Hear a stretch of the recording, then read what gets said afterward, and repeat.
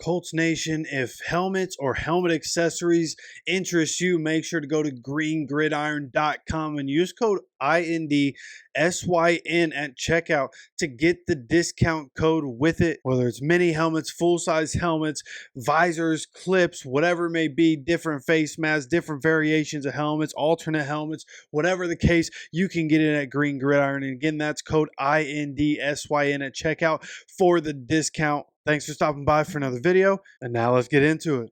What's going on, Colts Nation? I appreciate you joining me for another video where today I want to talk a little bit about Anthony Richardson, what's going on. Really the only thing on the injury report that came out that we need to worry about is Anthony Richardson not practicing, right? And it's also interesting the way things have gone. I was thinking just a couple weeks ago, even coming out of the bye, hey, let's just shut Anthony Richardson down. He came back, looked pretty good for a couple games, albeit against some not great teams, but looked pretty good over a couple games, got us a couple wins. And I thought, hey, maybe this is a good time to shut him down. Make sure he gets to the offseason healthy so he can work on some things. And you don't have to worry about there being any delay on him being able to work on himself and him being a great quarterback. And then with how everything's gone, right? We were told early in the week that Anthony Richardson was just sore. And my initial thoughts, like I even said something on Stephen Holder's Twitter, one of the posts that he made, and had a couple comments with somebody about how I thought it was careless to say, oh, well, he could be more injured than they're letting on, because I thought that would, bring out the sharks. All the people that say, oh, Anthony Richardson can't hang in the NFL, right? All those people would come out when Adam Schefter picks it up and makes it national media, and then there's a narrative, and that's what I didn't want. But now here we are, and we're sitting in a spot where there's more information coming out finally. Last week we were told he was sore. Then eventually, I think it was on Saturday, the report came out that he was having back spasms. And apparently this is nothing new. This is something that was in his background, something that I assume teams might have known about. Maybe he kept this to himself, but just going through all the different things. You have James Boyd with a tweet here from Anthony Richardson's media availability on Wednesday. And this says, Colts quarterback Anthony Richardson said he couldn't even stand up last week due to severe back spasms. He said he's had back issues since 8th grade and got an MRI that revealed a disc thing. He said his back issues might be chronic, but he doesn't think he'll need surgery, which is great. Not needing surgery is great and all, but this is worrisome. A back injury, a running quarterback, a big guy. This is the NFL. A chronic back issue, something going on with the disc. Like, how do we make this better? What would have to happen, right? Of course, we know as Colts fans, those back issues and those disc things can end up being something that lingers, and then it has a massive impact on your entire career, right? I.e. Shaq Leonard. So with what's going on here, right? Another tweet here from Joel Erickson.